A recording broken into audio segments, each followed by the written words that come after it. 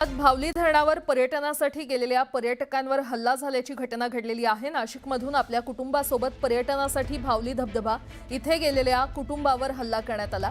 फिरायला गेलेल्या कुटुंबापैकी एका तरुणीची स्थानिक टवाळखोरांनी छेड काढल्यावरून हा वाद झाला।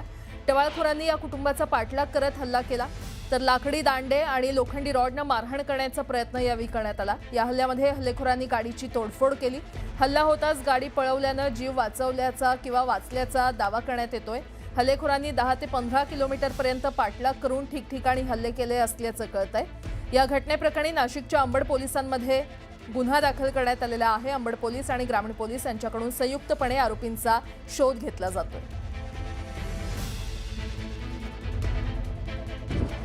मग बघू इथं गाडी दाखव पूर्ण व्हिडिओ काढ माझा पण काढ गाडीचं काढ माझा हात उतर कापला यार शेट मागची काच पण तोडली त्यांनी मागची पण काढ माझा पण मग बघू इथं गाडी दाखव पूर्ण व्हिडिओ काढ माझा पण काढ गाडीचं काढ माझा हात उतर कापला यार शेट मागची काच पण तोडली त्यांनी मागची पण काढ माझा पण मग बघू इथं गाडी दाखव पूर्ण व्हिडिओ काढ माझा पण काढ गाडीचं काढ माझा हात उतर कापला यार